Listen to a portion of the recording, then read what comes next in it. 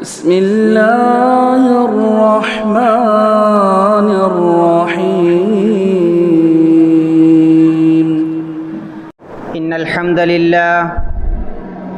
الحمد لله نحمده ونستعينه ونستغفره ونعوذ بالله من شرور أنفسنا ومن سيئات أعمالنا من يهده الله فلا مضل له ومن يضلله فلا هادي له وأشهد أن لا إله إلا الله وحده لا شريك له وأشهد أن محمدًا عبده ورسوله أرسله بالحق بشيرًا ونذيرًا وداعيًا إلى الله بإذنه وسراجًا منيرًا أما بعد فإن خير الحديث كتاب الله وخير الهدي هدي محمد صلى الله عليه وسلم وشر الأمور محدثاتها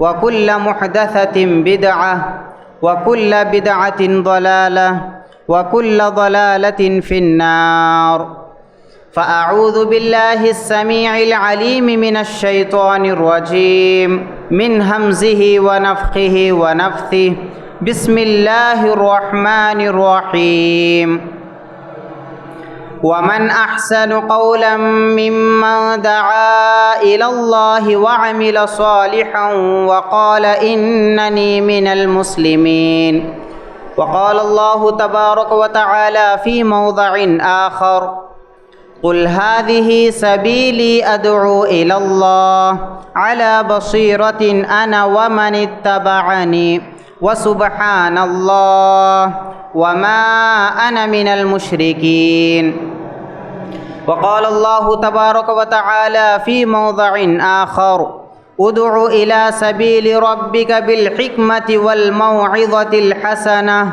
وجادلهم بالتي هي أحسن وقال النبي صلى الله عليه وسلم من رأى منكم منكرا فليغيره بيده فإن لم يستطع فبلسانه فإن لم يستطع فبقلبه وذلك أضعف الإيمان وقال النبي صلى الله عليه وسلم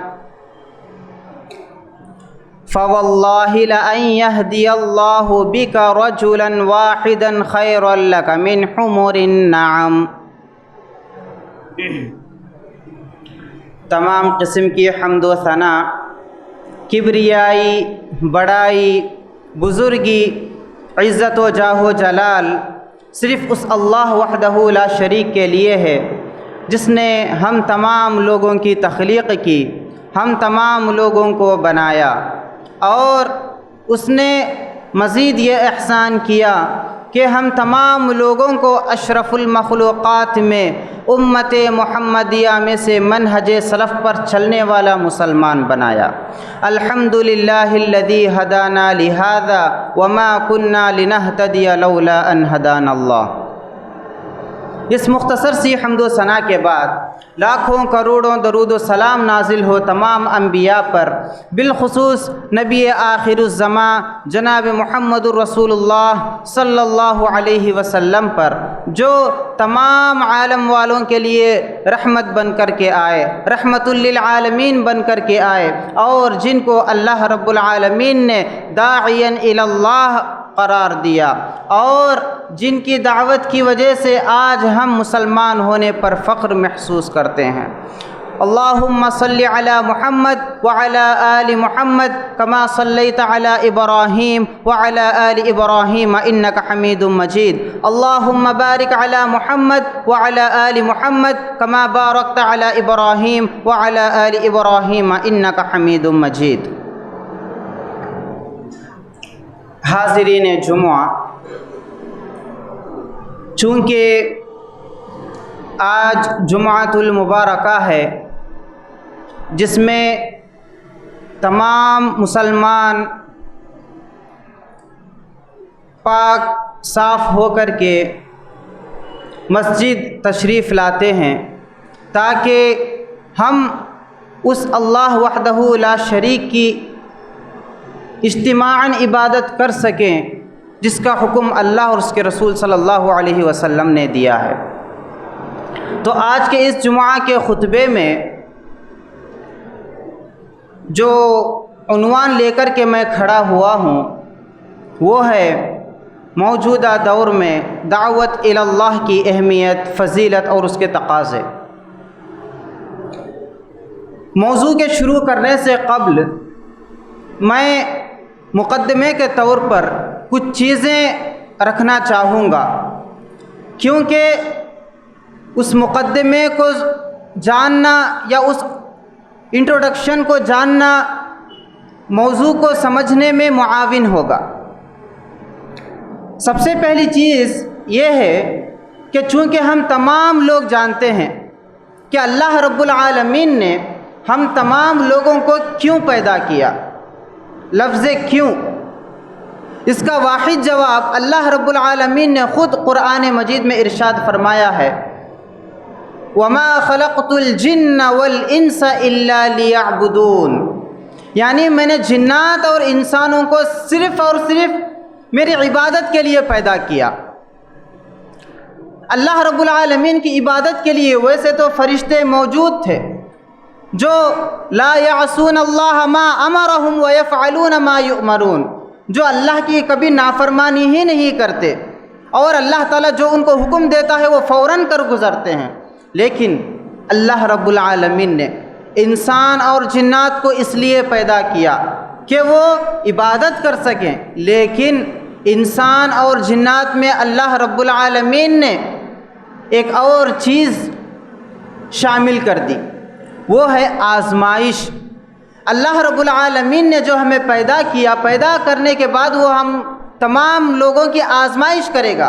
الذی خلق الموت والحیات لیبلوکم ایکم احسن عملا، اللہ تعالیٰ نے کہا کہ اللہ رب العالمین ہی وہ ذات ہے جس نے موت کو اور زندگی کو پیدا کیا تاکہ وہ دیکھے، آزمائے، تم لوگوں کا امتحان لے کہ تم میں سے کون بہترین عمل کرتا ہے۔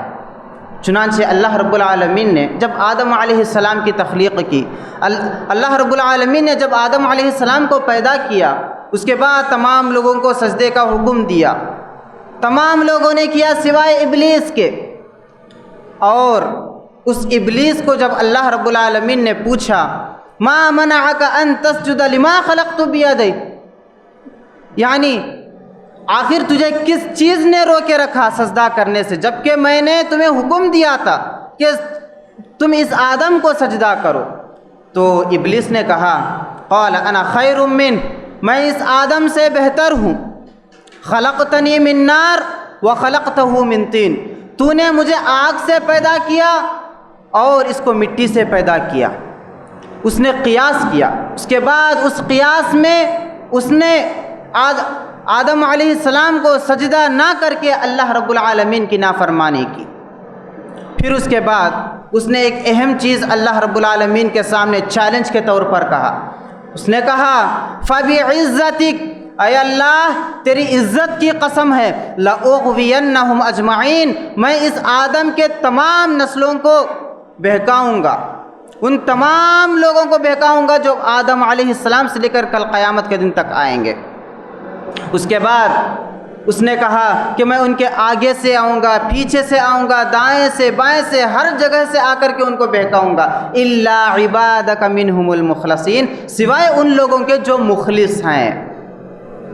دوسری چیز، سب سے پہلی چیز جو ہم نے جانی وہ ہے اللہ رب العالمین کے پیدا کرنے کا مقصد عبادت۔ دوسری چیز جو ہم نے جانی وہ ہے ابلیس کا چیلنج۔ اب تیسری چیز، اب چونکہ ابلیس نے اللہ رب العالمین کے آگے اللہ رب العالمین کی بارگاہ میں چیلنج کر دیا تھا کہ وہ ضرور بھی ضرور بہکائے گا، تو اس کے بعد آدم علیہ السلام اور حوا علیہ السلام جب جنت میں تھے تو ان کو بہکایا، پھر اس نافرمانی کی وجہ سے آدم علیہ السلام اور حوا علیہ السلام کی نافرمانی کی وجہ سے اللہ رب العالمین نے ان کو زمین پر اتارا۔ زمین پر اتارنے کے بعد امام ابن کثیر رحمہ اللہ کہتے ہیں کہ آدم علیہ السلام سے لے کر ان کے آنے والی 10 نسلوں تک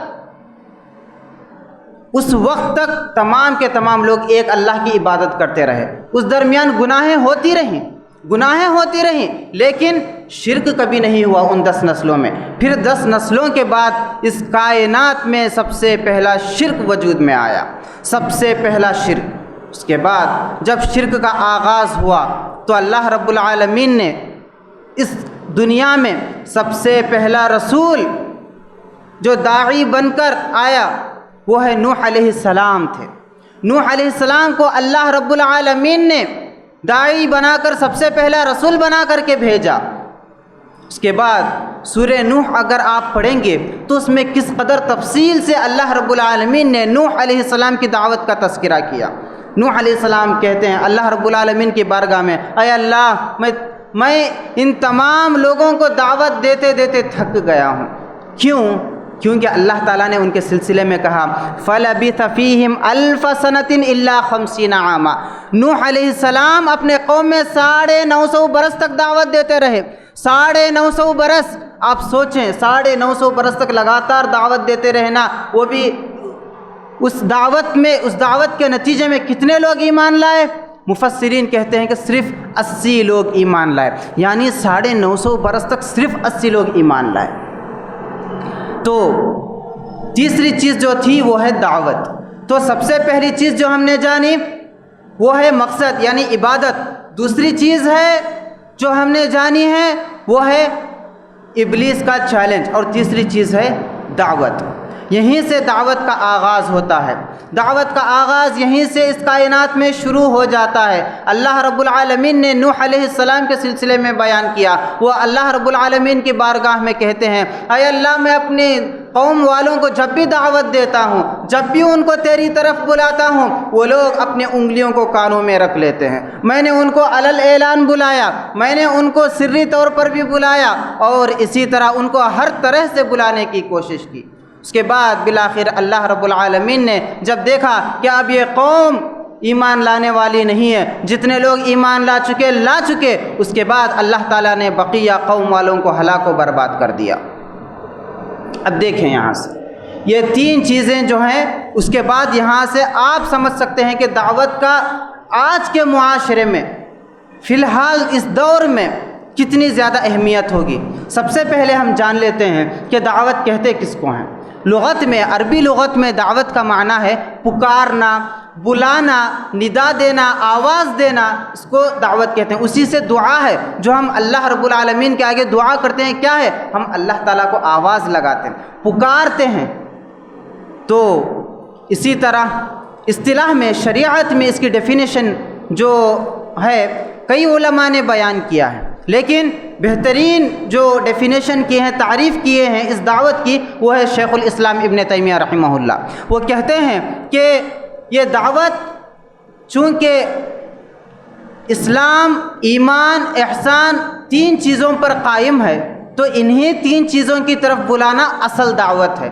جس چیز کی طرف انبیاء و رسول بھیجے گئے یعنی ایک اللہ کی طرف بلانا، تو اسی منہج پہ نبی کریم صلی اللہ علیہ وسلم جو دعوت دیے اس میں 3 چیزیں قابل ذکر تھیں. ایک تھا اسلام، دوسرا تھا ایمان، تیسرا تھا احسان. اسلام کے معنی جیسا کہ ہم بخوبی جانتے ہیں کہ اسلام کے 5 ارکان ہیں. کلمہ شہادت کا اقرار کرنا، نماز کی پابندی کرنا، روزے رکھنا، زکوٰۃ دینا اور حج کرنا. یہ ہے 5 عمل. ان تمام امور کی طرف ایک آدمی کو، ایک انسان کو دعوت دینی ہے. اسی طرح ایمان، اللہ پر ایمان، کتابوں پر، اس کے رسولوں پر، اور اسی طرح فرشتوں پر، آخرت کے دن پر، اچھی اور بری تقدیر پر، اس پر ایمان رکھنے کے لیے لوگوں کو بلانا. اسی طرح احسان کا کیا مطلب ہے؟ مطلب عبادت اس طرح سے کرنا گویا کہ ہم اللہ تعالیٰ کو دیکھ رہے ہیں. اگر ہمارے دل میں اس قسم کی کیفیت پیدا نہ ہو تو پھر کم از کم یہ خیال ضرور کرنی چاہیے کہ اللہ رب العالمین تو ہمیں دیکھ رہا ہے. تو ان تمام چیزوں کی طرف بلانا دعوت کہلاتا ہے. لہذا دعوت کی 2 قسمیں ہیں. ایک ہے الدعوہ الی الاسلام، اور دوسرا ہے الدعوہ الی الاصلاح۔ دعوت الی الاسلام کا مفہوم یہ ہے کہ ایک انسان جو مسلمان ہوتا ہے وہ غیر مسلموں کو اسلام کی دعوت دے، وہ بتلائے کہ اسلام میں امن پسندی اور شانتی ہے، اسلام میں سلامتی ہے، اسلام قبول کرنے سے ایک انسان کس قدر امن والا مسلمان بن سکتا ہے۔ لہذا ایک مسلمان کو دوسرے غیر مسلم کو ایک اسلام کی طرف بلانا، یہ الدعوہ الی الاسلام۔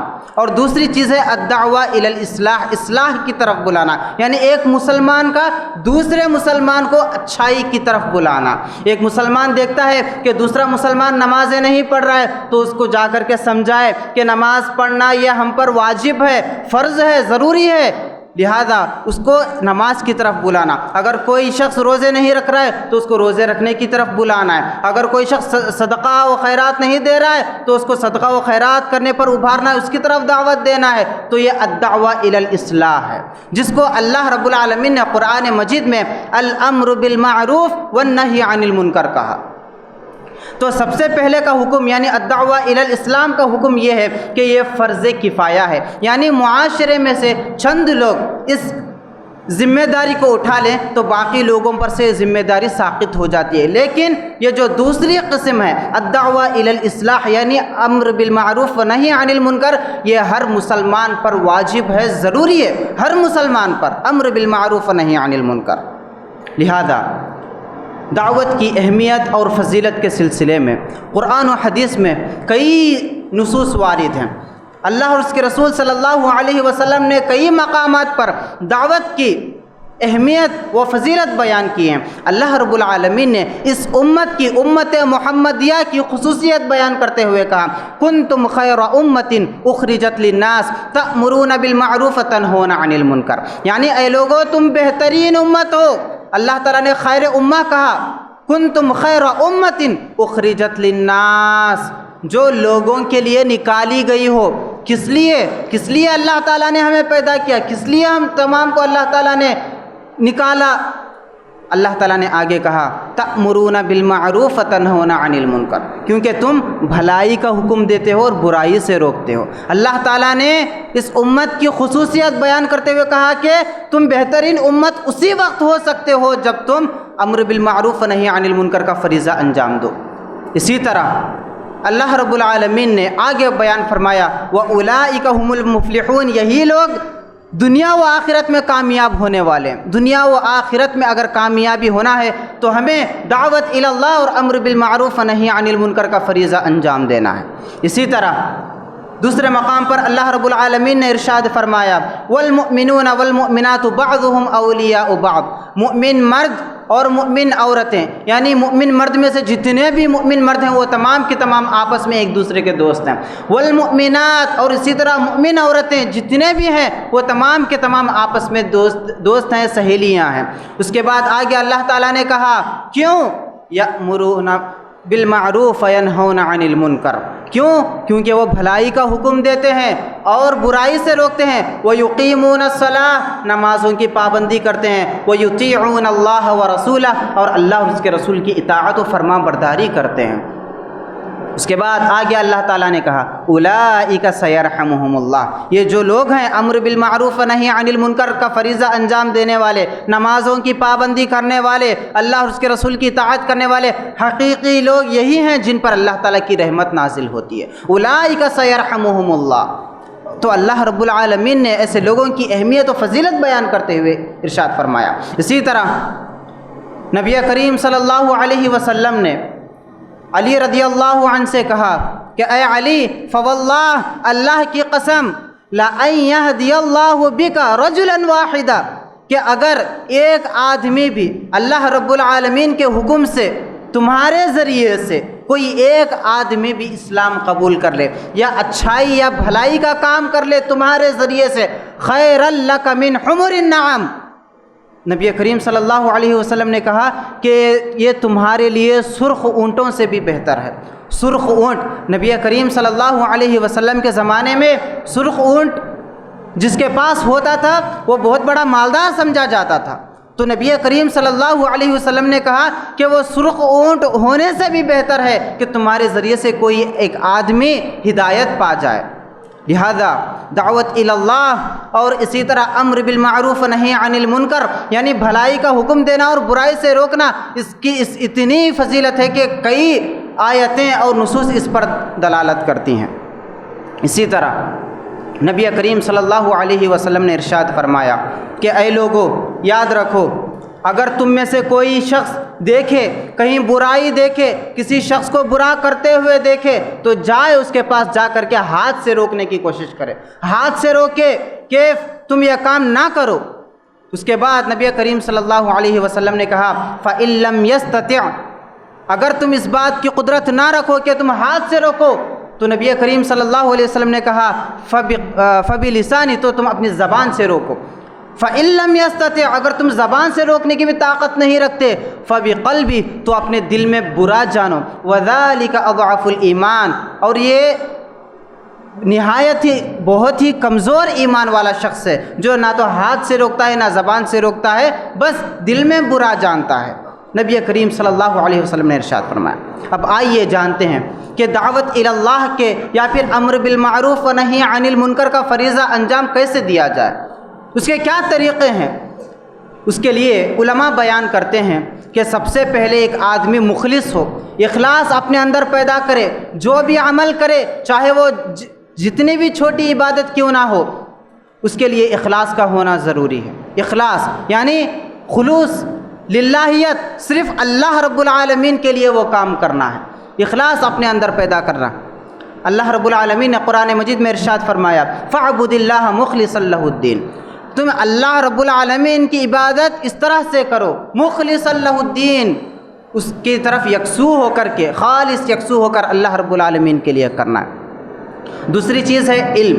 دعوت اللہ یا پھر امر بالمعروف و نہی عن المنکر کا فریضہ انجام دینے سے پہلے ہمیں علم حاصل کرنا ہے۔ بغیر علم کے ہم دعوت نہیں دے سکتے، بغیر علم کے یا پھر بغیر نصوص شرعیہ یعنی آیات اور احادیث کو جانے ہم آگے والے کو دعوت نہیں دے سکتے، اسی لیے علم کا جاننا بہت ضروری ہے۔ اللہ رب العالمین نے قرآن مجید میں ارشاد فرمایا فَاعْلَمْ أَنَّهُ لَا إِلَٰهَ إِلَّا اللَّهُ، سب سے پہلے لا الہ الا اللہ کے سلسلے میں جانو، سب سے پہلے لا الہ الا اللہ کے سلسلے میں جانو۔ اس آیت سے استنباط کرتے ہوئے علماء بیان کرتے ہیں کہ ایک انسان پر سب سے زیادہ واجبی شے جو ہے وہ ہے علم حاصل کرنا، اور علم حاصل کرنے میں سب سے پہلی چیز ہے عقیدے کا یا توحید کا علم حاصل کرنا، لا الہ الا اللہ کا علم حاصل کرنا۔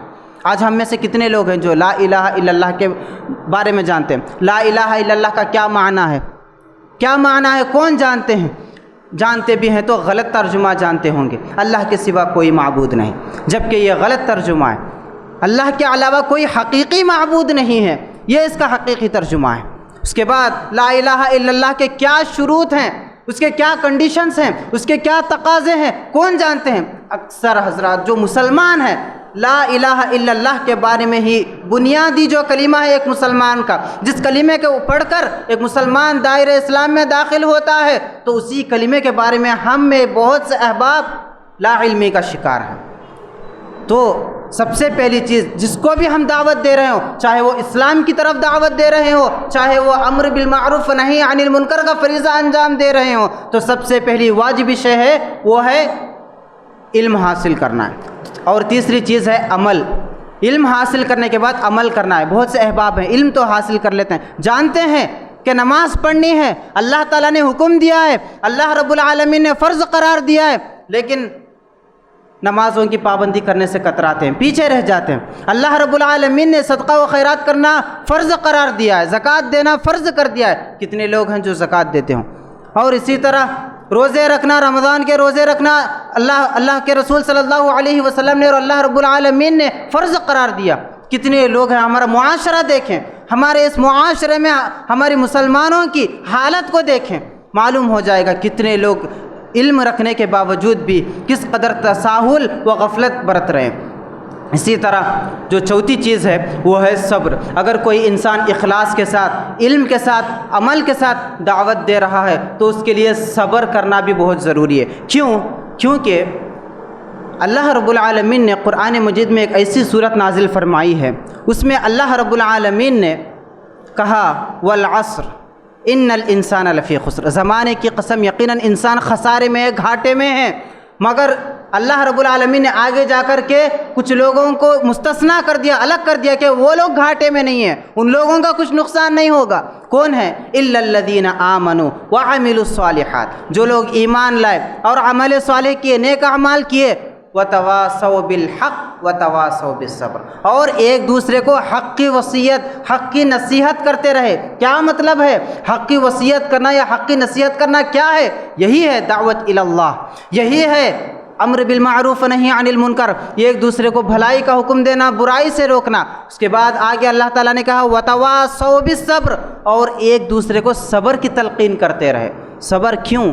کیونکہ یہ دعوت الی اللہ کی فیلڈ ہی ایسی ہے کہ اس میں مصیبتیں آئیں گی، اس میں ایک انسان گالیاں کھائے گا، اس میں انسان زخمی ہو سکتا ہے، اس میں انسان کو تکالیف برداشت کرنی پڑ سکتی ہیں۔ اسی لیے اللہ رب العالمین نے صبر کا دامن تھامے رکھنے کے لیے کہا۔ اگر ہم گزشتہ اقواموں کو دیکھیں، سابقہ اقواموں کو دیکھیں، قوموں کی طرف دیکھیں، تو معلوم ہوتا ہے کہ کس قدر انبیاء و رسول نے مصائب جھیلے، مصیبتوں کا سامنا کیا، کس قدر لوگوں نے ان کو تکلیفیں دیں۔ پڑھیں قرآن مجید میں نوح علیہ السلام سے لے کر کے نبی کریم صلی اللہ علیہ وسلم کے زمانے تک ساری کی ساری تاریخ اٹھا کر کے پڑھیں کہ کس قدر دین اسلام کی تبلیغ کے لیے، دین اسلام کی دعوت کے لیے انبیاء و رسول کاٹے گئے، مارے گئے، مصیبتیں برداشت کیے، تب جا کر کے ہم اس قدر مسلمان موجود ہیں۔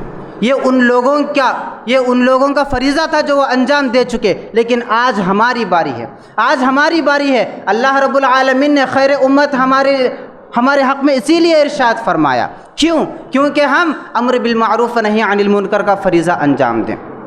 اسی طرح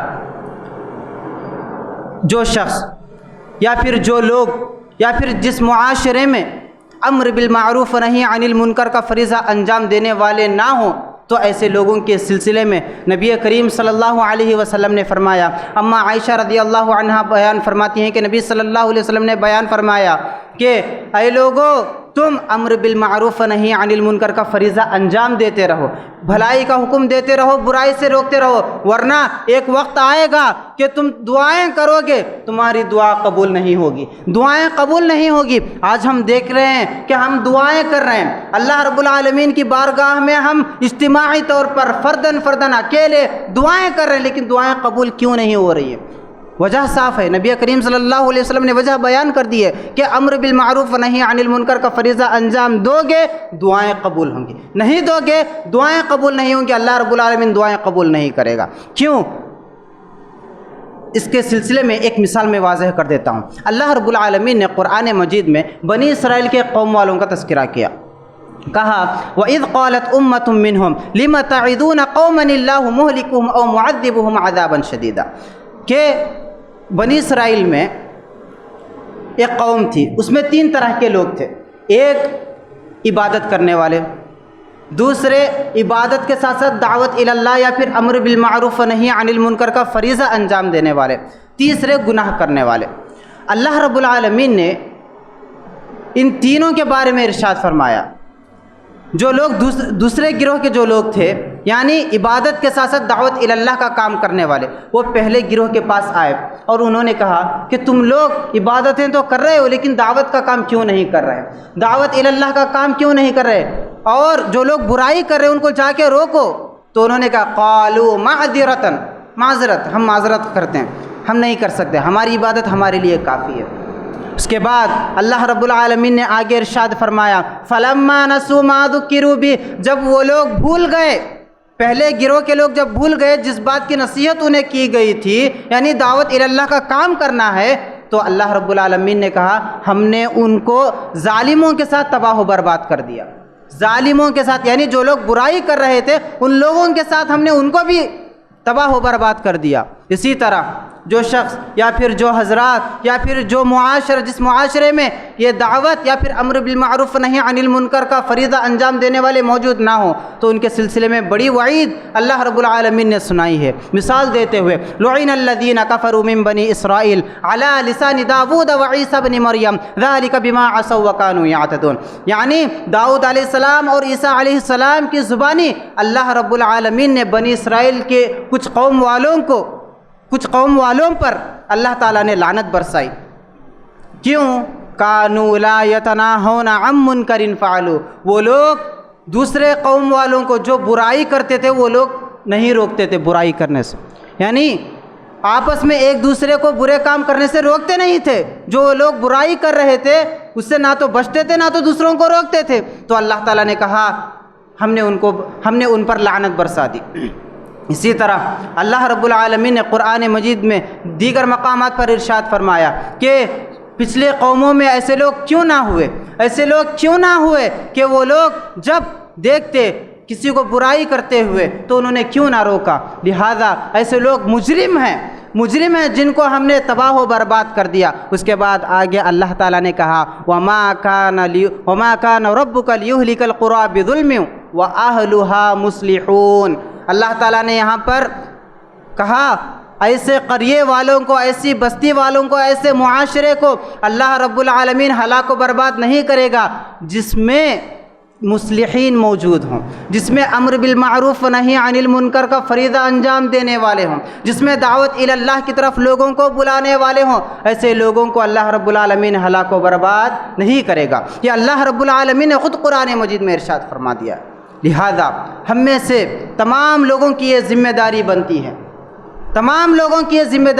ہے کہ ہم دعوت الی اللہ کا کام انجام دیں، ہم امر بالمعروف و نہی عن المنکر کا فریضہ انجام دیں. اس کے لیے کچھ مراتب ہیں. علماء نے کچھ مراتب بیان کیا ہے کہ سب سے پہلے اپنے آپ سے شروع کریں، اپنے آپ کو اللہ رب العالمین کا تابع بنائیں، اپنے آپ کو، اپنے نفس کو دعوت دیں اللہ رب العالمین کی تابع داری کرنے کا. پھر اس کے بعد اپنے گھر والوں کو اللہ رب العالمین نے قرآن مجید میں ارشاد فرمایا قوا انفسکم واہلیکم نارا. سب سے پہلے اپنے آپ کو پھر اپنے گھر والوں کو جہنم سے بچاؤ. لہذا سب سے پہلے اپنے آپ کو دعوت دیں، اس کے بعد اپنے گھر والوں کو، اس کے بعد اپنے رشتہ داروں کو. اللہ رب العالمین نے نبی صلی اللہ علیہ وسلم کو حکم دیا وَأَنذِرْ عَشِيرَتَكَ الْأَقْرَبِينَ وَأَنذِرْ عَشِيرَتَكَ الْأَقْرَبِينَ. اے نبی صلی اللہ علیہ وسلم آپ اپنے قریبی رشتہ داروں کو ڈرائیں، بلائیں، دعوت دیں انہیں. اسی طرح دعوت دینے میں کچھ چیزیں ذہن نشین کر لینی ہے.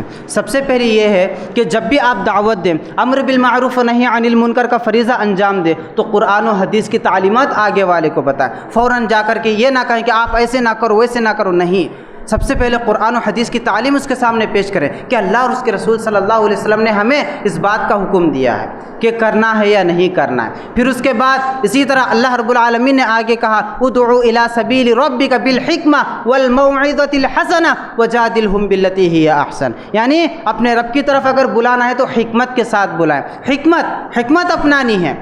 اسی طرح والموعظۃ الحسنہ، اچھے انداز میں بلانا ہے، ایسے نہیں کہ ڈانٹ ڈپٹ کر کے، ایسے نہیں کہ ان کے ساتھ جھگڑا کیا جائے کہ تم ایسے کیوں کرے. والموعظۃ الحسنہ، اچھی نصیحت کے ساتھ انہیں بلایا جائے. اگر وہ پھر بھی نہ مانے وجادلہم باللتی ہی احسن، تو ان سے اچھے انداز میں لڑائی جھگڑا کرو. اگر آگے والا لڑائی جھگڑا کر رہا ہے تو اللہ تعالیٰ نے کہا کہ تم بھی اس سے لڑائی جھگڑا کرو، لیکن لڑائی جھگڑا کرنے میں احسن انداز ہو، بولی اچھی ہو، تمہارا انداز اچھا ہو، تمہاری کیفیت اچھی ہو. اللہ رب العالمین نے ہر چیز کی تدریجاً حکم دیا ہے کہ سب سے پہلے کیا کرنا ہے کیا نہیں کرنا ہے. اسی طرح صبر کے دامن کو تھامے رکھنا ہے.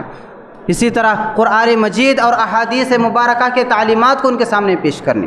لہذا یہ دعوت الی اللہ اور امر بالمعروف و نہی عن المنکر کے سلسلے میں کچھ باتیں تھیں جو آپ کے سامنے میں نے رکھی ہیں. اللہ رب العالمین سے دعا ہے کہ اللہ رب العالمین ہم تمام لوگوں کو دعوت الی اللہ کا فریضہ انجام دینے اور اسی طرح امر بالمعروف و نہی عن المنکر کا فریضہ انجام دینے کی توفیق عطا فرمائے.